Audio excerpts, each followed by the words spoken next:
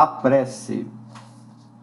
A oração não será um processo de fuga do caminho que nos cabe percorrer, mas constituirá uma abençoada luz em nossas mãos, clareando-nos a marcha.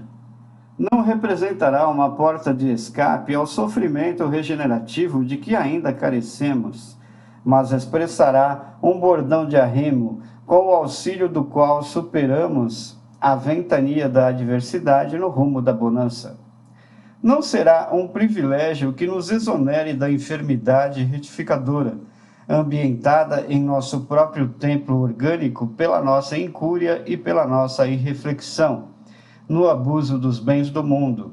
Entretanto, comparecerá por remédio balsamizante e salutar, que nos renove as energias em favor de nossa cura. Não será uma prerrogativa indébita que nos isente da luta humana, imprescindível ao nosso aperfeiçoamento individual. Todavia, brilhará em nossa experiência por sublime posto de reabastecimento espiritual, suscetível de garantir-nos a resistência e o valor na tarefa de renunciação e sacrifício em que nos cabe perseverar. Não será uma outorga de recursos para que os nossos caprichos pessoais sejam atendidos, no jardim de nossas predileções afetivas. Contudo, será uma dispensação de forças para que possamos tolerar galhardamente as situações mais difíceis, diante daqueles que nos desagradam em sociedade ou em família, ajudando-nos, pouco a pouco, a edificar o santuário da verdadeira fraternidade no próprio coração, em cujos altares amealharemos o tesouro da paz e do discernimento. Ainda mesmo que te encontres no labirinto quase inextricável das provações inflexíveis, ainda mesmo que a tua jornada se alongue sob o granizo da discórdia e da incompreensão em plena sombra, cultiva a prece, com a mesma persistência a que te induzes na procura da água para a sede e do pão para a fome do corpo.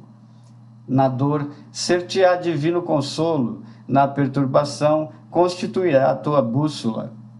Não duvides que a permanência na Terra é uma simples viagem educativa de nossa alma, no espaço e no tempo, e não te esqueças de que somente pela oração descobriremos cada dia o rumo que nos conduzirá de retorno aos braços amorosos de Deus.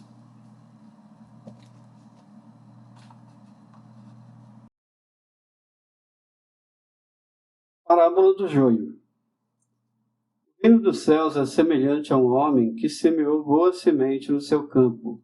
Mas enquanto os homens dormiam, veio um inimigo dele, semeou joio no meio do trigo e retirou-se.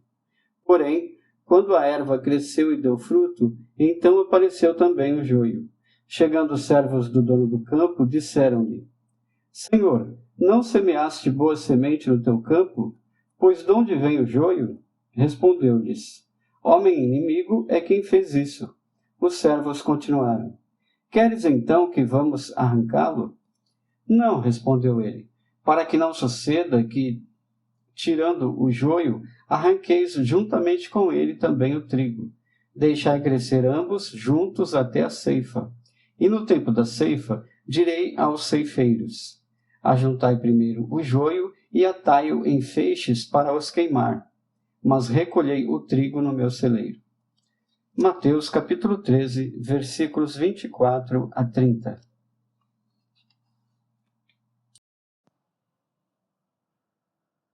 Bom dia, boa tarde, boa noite. Então vamos hoje falar a respeito da parábola do joio. Essa parábola do joio está inserida aqui no livro que nós trouxemos para vocês. Parábolas e ensinos de Jesus, de Caibar Schutter. Vamos procurar seguir esse roteiro, não é? Ao longo das nossas palestras, falando a respeito desse livro e outras coisas que tenham a ver com o Espiritismo. Então, o que seria a parábola de joio? A parábola de joio, ela fala a respeito das discordâncias entre as coisas boas e as coisas ruins, a diferença entre as coisas espirituais, do plano espiritual, dos planos mais elevados, e as coisas aqui do planeta Terra, não é? O terra-terra, as coisas que nos envolvem no nosso dia a dia, né? O juízo humano e a espiritualidade maior, a espiritualidade superior. Então, nós, quando criamos alguma coisa boa, quando pensamos alguma coisa, como quando iniciamos determinados projetos, imediatamente nós criamos algumas coisas negativas em nossas mentes. Faz parte da nossa condição humana. E essa condição humana de criar essas coisas negativas, quando iniciamos alguma atividade, que seja um microprocesso ou um macroprocesso, como vemos alguns palestrantes de algumas empresas falando a respeito dos microprocessos e os macroprocessos, não é? Esses microprocessos são atividades simples que fazemos e atividades mais complexas. Então, geralmente, quando iniciamos o pensamento a respeito de alguma atividade, imediatamente nós já criamos alguma negatividade nas nossas mentes. Criamos uma coisa contrária. É uma coisa negativa? À primeira vista parece ser uma coisa negativa, mas na verdade não é.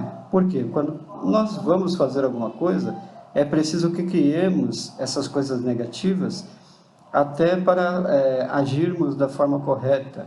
Criamos algumas dificuldades mentais, superamos essas dificuldades mentais e aos poucos nós vamos nos melhorando e melhorando o nosso projeto, a nossa atividade. É uma coisa saudável. Só que, no caso de hoje, vamos falar como isso funciona negativamente, não é?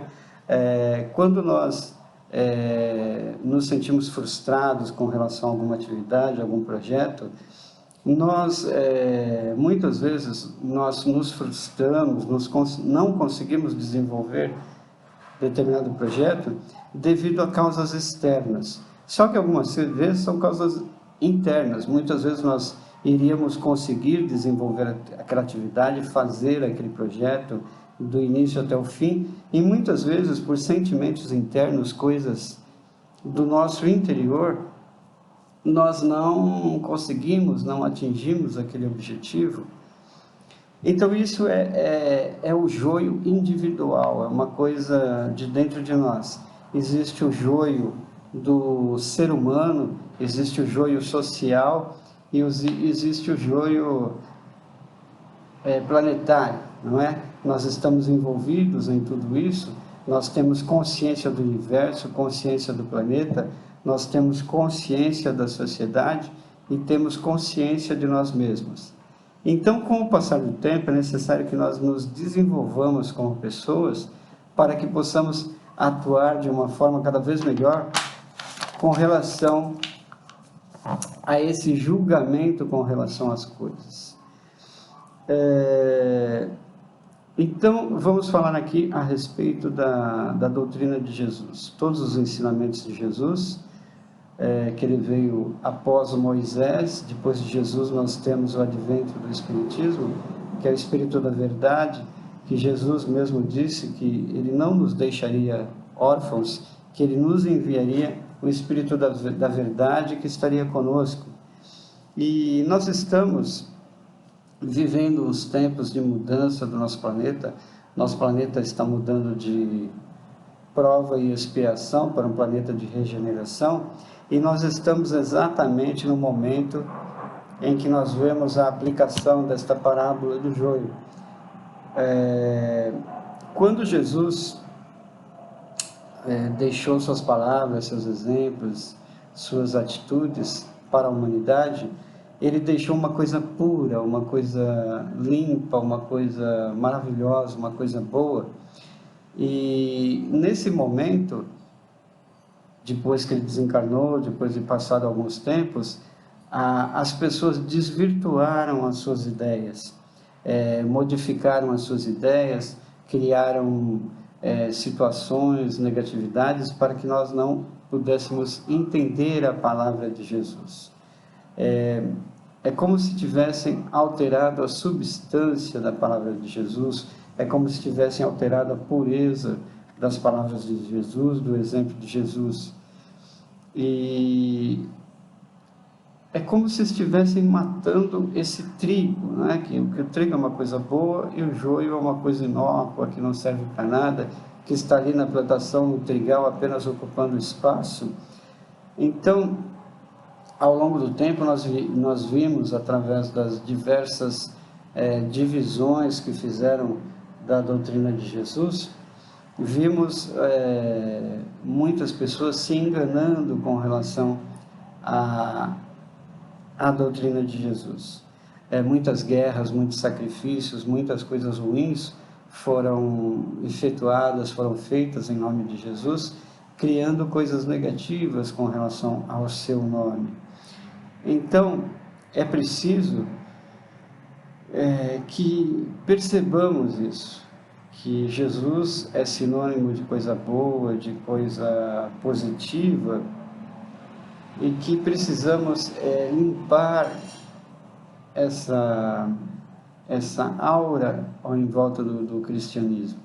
Muitas vezes nós vemos nos nossos dias pessoas que se dizem sem religiosidade, mas estão atuando socialmente de uma forma muitas vezes mais positiva do que pessoas que têm uma religiosidade. Por quê? Porque são pessoas que estão vendo como o nome de Jesus, como que a religiosidade está sendo utilizada por diversos mestres, diversos sacerdotes, diversas pessoas que estão na liderança de igrejas e que estão utilizando de uma forma errada o nome de Jesus, a palavra de Jesus, o Evangelho de Jesus. Então, nós temos muitos sacerdotes pagãos, religiões cheias de aparatos, cheias de coisas, cheias de exterioridades, coisas materiais, e que na verdade não trazem a pureza, aquela coisa boa que existe no Evangelho de Jesus. Ao observarmos as palavras de Jesus, a mensagem que ele deixou para cada um de nós, as próprias parábolas, nós vemos que são coisas boas, são coisas maravilhosas.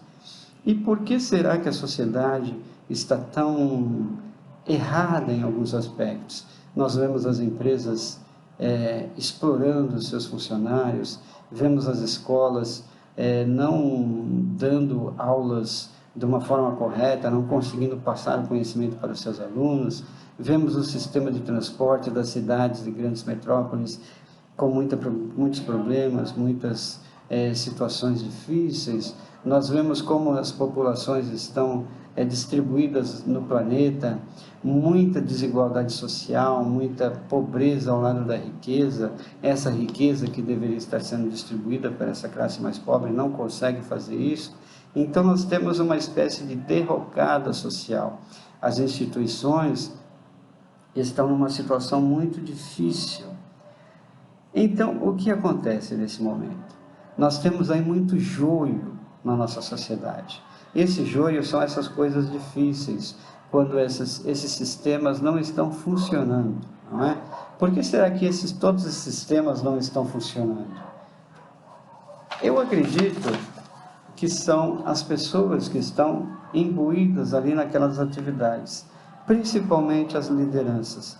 Nós temos lideranças mundiais que não estão prestando atenção à sua verdadeira responsabilidade. Quando nós constituímos uma família, quando nós instituímos uma casa religiosa, quando nós instituímos determinados projetos, é necessário que esses projetos estejam de acordo com as luzes do céu, de acordo com Deus, de acordo com Jesus, de acordo com as normas cristãs de conduta. Então, muitas dessas instituições não estão alinhadas com o que Jesus, com a mensagem que Jesus deixou a cada um de nós. Então, ao longo do tempo, nós vemos a palavra de Jesus sendo degenerada, sendo encoberta. Esse trigo que Jesus deixou para cada um de nós, nós vemos ao longo do tempo transformado em joio. E nesse momento, nós estamos vivenciando uma fase de mudança do nosso planeta Terra. ele está mudando de planeta de provas e expiação para um planeta de regeneração. Então, as pessoas que não estão prestando atenção nas coisas que estão acontecendo, nessas mudanças que precisam acontecer no nosso planeta, serão retiradas do nosso planeta. Irão para outros lugares, planetas não tão evoluídos como o planeta Terra, para levarem seus conhecimentos para esses planetas. Por outro lado, outras pessoas estão chegando, desde 1950, mais ou menos, a quantidade de pessoas de outros lugares estão chegando no planeta justamente para trazer essas coisas boas, trazer esses conhecimentos espirituais, mas principalmente comportamentos melhores com relação à sociedade, com relação à fraternidade, com relação ao amor. Então é um momento muito crucial, muito crítico para cada um de nós. É preciso que nos conscientizemos dessa mudança que o planeta está atravessando, e é preciso que modifiquemos atitudes, modifiquemos comportamentos, é preciso que fiquemos mais ativos com relação às coisas. Porque nós estamos atravessando um momento de certa incerteza no mundo todo. Com esta pandemia que está acontecendo, muitas calamidades estão acontecendo por aí, e a espiritualidade nos avisa que vai piorar um pouquinho mais. Mas, por outro lado, essa espiritualidade avisa que eles estão cuidando de cada um de nós para que essa transição do planeta não seja tão terrível, não é? Eles estão, como assim posso dizer, que minimizando os males que essa transição possa estar causando nas nossas vidas, não é? Então, é necessário que possamos confiar em Deus, confiar no amor de Jesus, que se nós estamos aqui no planeta Terra, Jesus que nos autorizou a aqui estarmos, e Ele está cuidando de cada um de nós. Então nós precisamos queimar todo esse joio, precisamos reduzir as cinzas, essas coisas negativas das nossas mentes, para que possamos permanecer no planeta, e que, mais do que isso, mais do que permanecer no planeta, é preciso que consigamos a nossa paz de espírito, que consigamos uma relativa felicidade e que possamos passar por esses tempos com alguma tranquilidade em nossas mentes, que possamos confiar. Como que a gente poderia conseguir essa confiança em Deus? Teríamos que aumentar essa coisa de família em nossas mentes. É preciso que paremos de analisar as pessoas de outros locais, de outros países, como pessoas diferentes, como pessoas que estão fora do nosso círculo. Mesmo na nossa comunidade, fora das nossas casas, é preciso que enxerguemos as pessoas como nossos irmãos, mesmo aquelas pessoas que sejam muito diferentes de nós, com relação à classe social, com relação à moradia, com relação à cultura, porque o que define a fraternidade das pessoas são os sentimentos que estão em seus corações, aquilo que elas fazem, aquilo que elas conseguem fazer pela comunidade, pelas outras pessoas.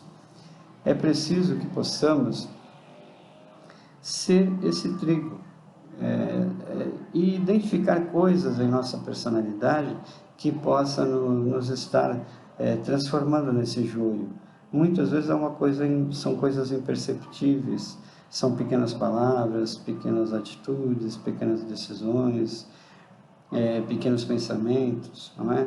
Eu uma vez escutei uma coisa muito interessante, que foi muito importante eu ter escutado isso, que às vezes numa corrida de cavalos, o cavalo vencedor ele ganha apenas por um nariz, né? Uma pequena coisa, um pequeno detalhe. Então é necessário que observemos essas coisas pequenas nas nossas personalidades, para que possamos cuidar das maiores. Porque se somos incapazes de mudar pequenas coisas nas nossas atitudes, nas nossas palavras, como nós vamos modificar as maiores, não é? Como que nós vamos cuidar de um vício que nós estamos carregando através de milênios, durante muito tempo, como vamos cuidar de determinados hábitos ou vícios que estamos cultivando ao longo de tantos milênios em nosso espírito, se nós não conseguimos cuidar de pequenas coisas? Então vamos cuidando das pequenas, aos poucos nós vamos melhorando essas pequenas coisas, e esse joio interior que carregamos dentro de nós, nós vamos transformando em trigo, né? Então vamos prestar atenção nesse momento em que o planeta atravessa, não vamos ficar tão desesperados. Muitas vezes nós ficamos muito chateados, até quando essa situação que está ocorrendo aí fora invade a nossa casa, vemos alguns dos nossos familiares envolvidos por essas situações que estão ocorrendo, nós muitas vezes ficamos intranquilos, mas vamos procurar pensar que a nossa família é muito maior. A nossa família é o nosso município, a nossa cidade, o nosso país, o nosso continente, enfim, todo o planeta. Jesus não diferenciava as pessoas. Ele dizia que veio auxiliar a todas as pessoas. Ele entrava na casa dos ricos, dos pobres, dos miseráveis. Ele auxiliava todas as pessoas. Então nós precisamos perder um pouco essa condição de restringir o espaço das pessoas como nossos amigos ou nossos familiares. Vamos procurar sempre pensar nessa condição de família, mas uma família universal, né? Vamos procurar, e aí nós vamos minimizar um pouco, talvez, essa preocupação, essa tristeza que tenhamos com relação a determinados parentes próximos. Sabemos da dor que é quando nós temos alguém doente ou alguém desencarna, nós sabemos dessa dor, mas essa dor é um pouquinho minimizada quando ouvimos o Consolador, o Espiritismo, nos dizer que as pessoas desencarnam, mas que podemos eventualmente visitá-las, não é? À noite, quando dormimos, nós podemos visitar essas pessoas, podemos conversar, matar a saudade. E se nós temos uma consciência de uma família maior, que o planeta todo, o planeta Terra inteirinho é constituído dos nossos irmãos, de repente essa dor amaina um pouquinho, diminui um pouquinho.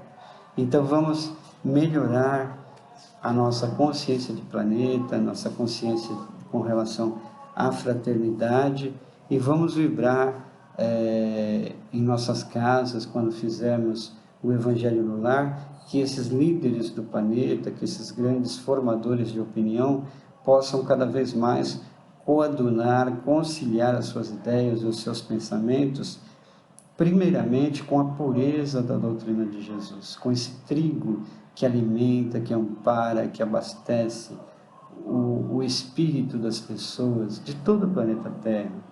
Vamos vibrar para que esses grandes líderes, formadores de opinião, possam coadunar os seus pensamentos, as suas ideias, gerenciar os seus recursos, sendo mais fraternos, sendo mais caridosos, para que o planeta possa melhorar mais rápido, passar por essa transição que nós estamos atravessando de uma forma mais branda, mais amena.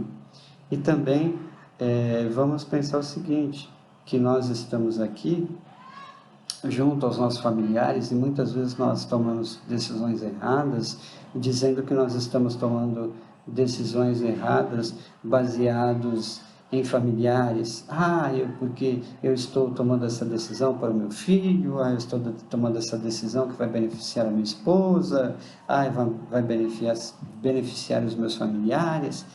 Mas na hora em que formos prestar contas das nossas decisões, das nossas atitudes, tenhamos em mente que vamos prestar contas individualmente. E essas pequenas desculpas para decisões erradas que tomarmos não terão valia.